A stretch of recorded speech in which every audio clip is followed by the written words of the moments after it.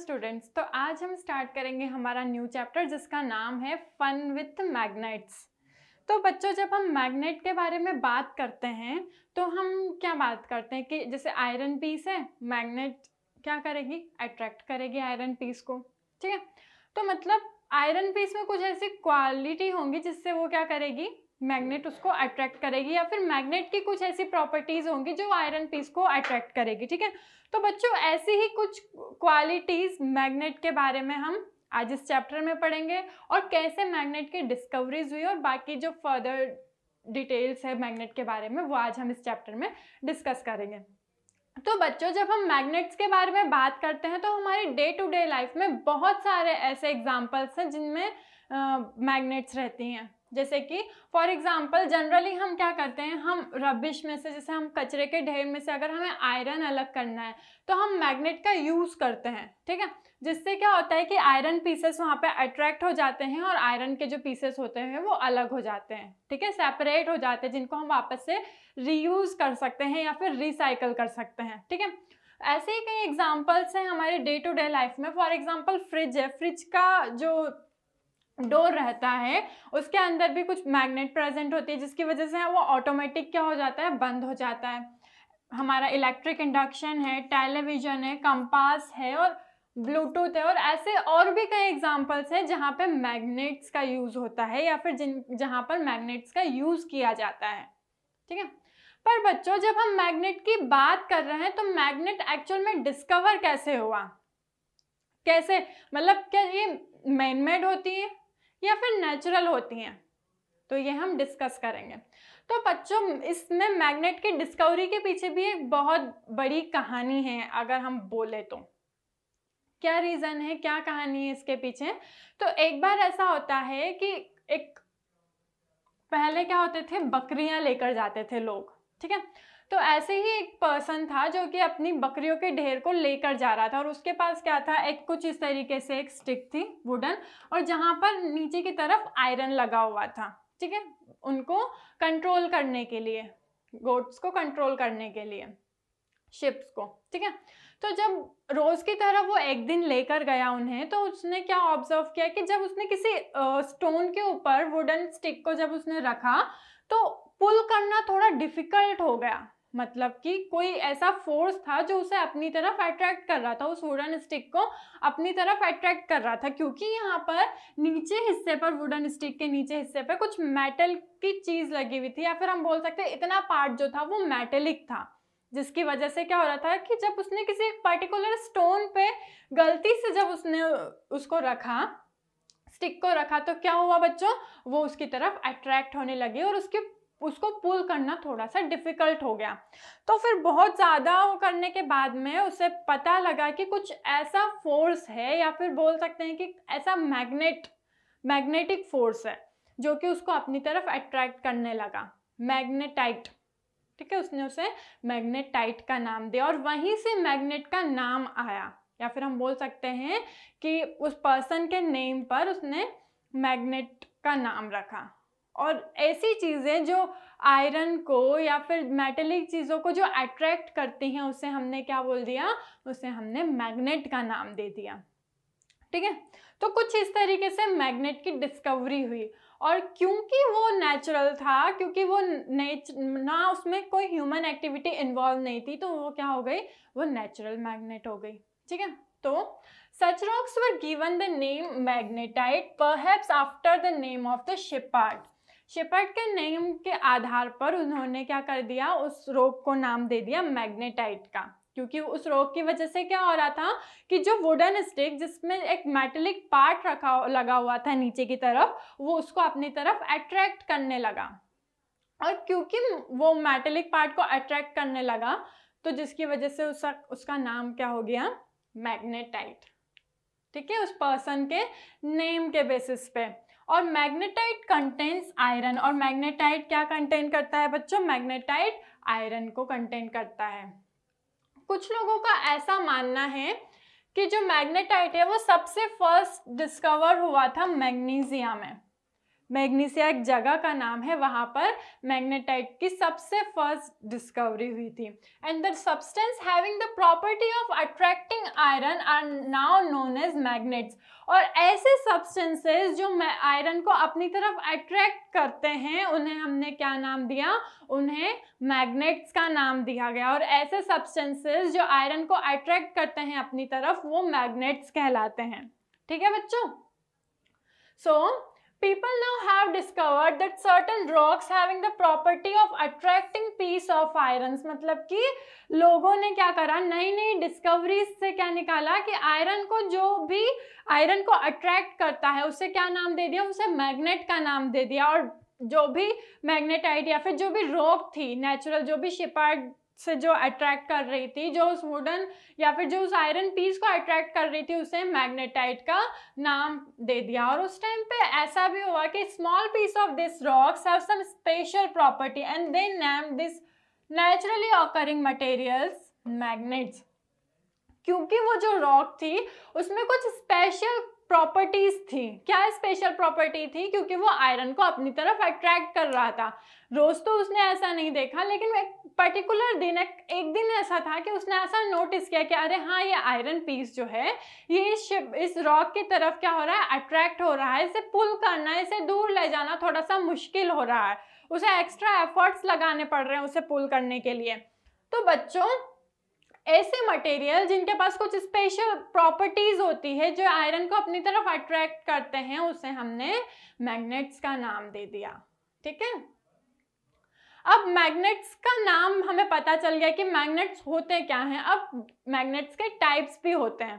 For example हम बात करते हैं मैग्नेट्स के टाइप के बारे में, तो दो टाइप्स हैं, एक नेचुरल मैग्नेट्स और एक होते हैं आर्टिफिशियल मैग्नेट्स। अगर हम नेचुरल मैग्नेट्स की बात करें या फिर हम नेचुरल मैग्नेट्स के बारे में बात करें, तो बच्चों नेचुरल मैग्नेट्स कुछ ऐसी मैग्नेट्स होती हैं जो कि नेचुरली ऑकर्ड होती है, या फिर जैसे कि हमने अभी डिस्कवरी में देखा था, मैग्नेट की जब डिस्कवरी में हमने देखा था कि जो रॉक थी नेचुरल थी, उसमें कोई ह्यूमन एक्टिविटी इन्वॉल्व नहीं थी, तो वो क्या हो गया, वो एक नेचुरल मैग्नेट हो गई।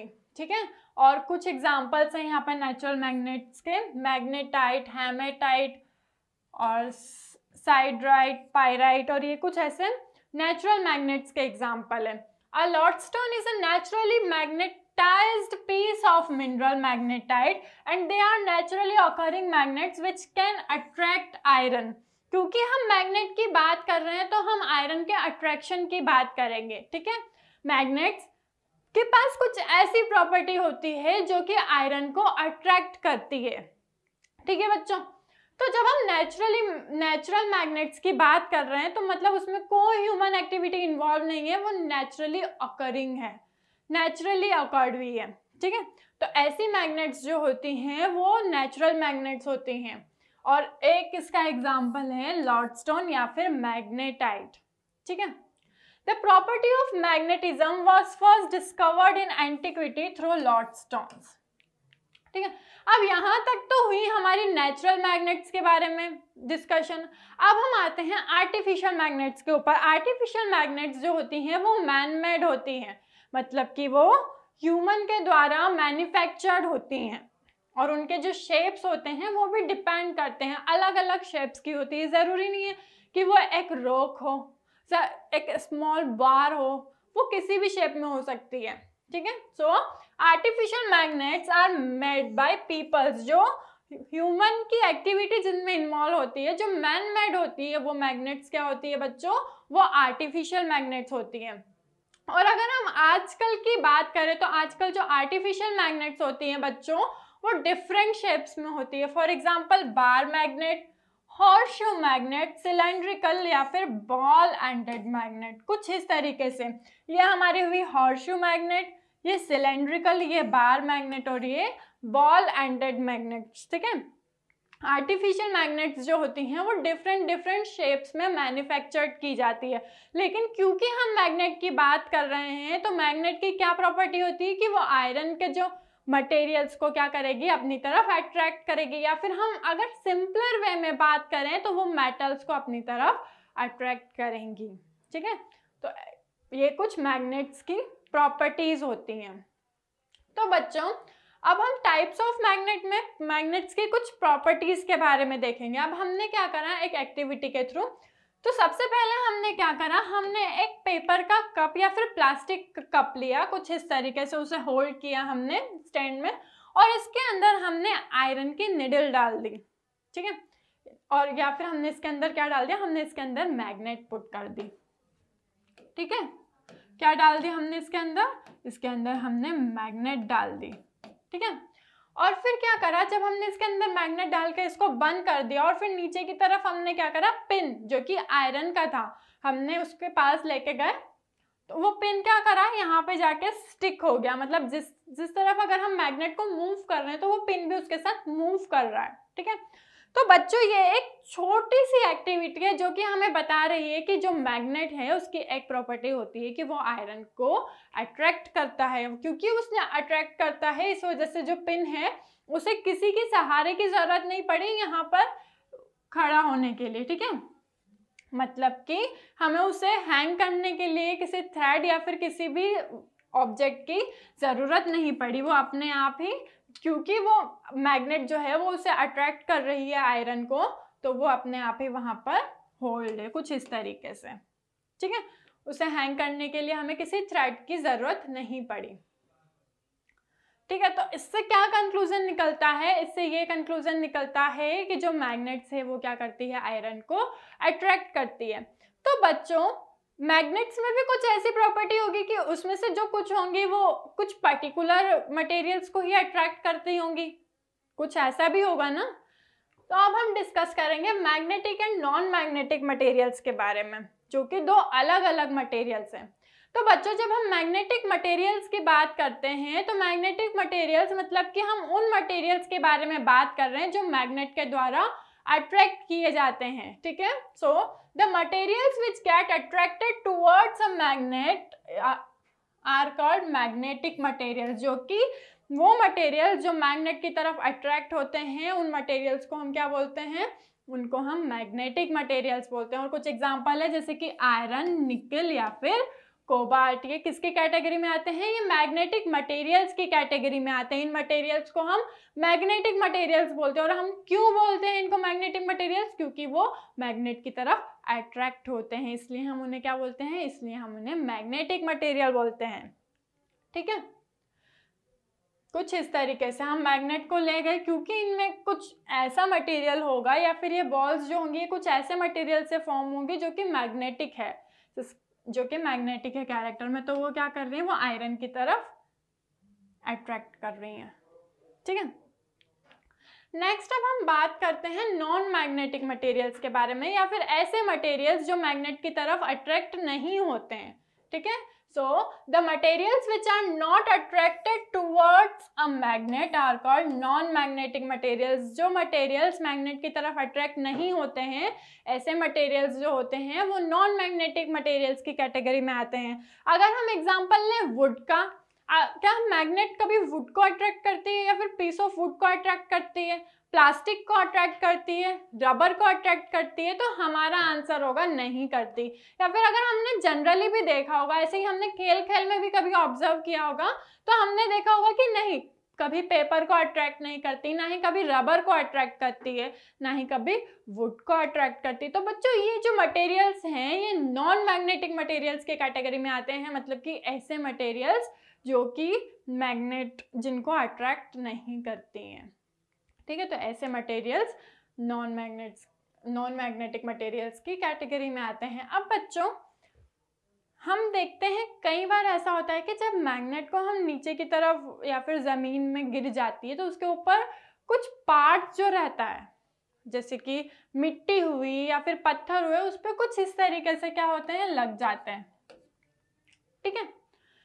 एक बार हमने बार मैग्नेट को डाला नीचे, जो इस तरीके की मैग्नेट होती है उसे हम बार मैग्नेट बोलते हैं, हमने नीचे रखा उसे, तो उसके ऊपर बहुत सारे जो हैं मड और ये सब लग जाएगा। फिर हमने उसको थोड़ा शेक किया तो जो मड वगैरह होगी वो निकल जाएगी, ठीक है। फिर हमने फिर से उसको शेक करा तो उसमें सिर्फ वो वाले पार्टिकल्स रह जाएंगे जिनमें कुछ अमाउंट ऑफ मैग्नेटिक प्रॉपर्टीज होगी, ठीक है।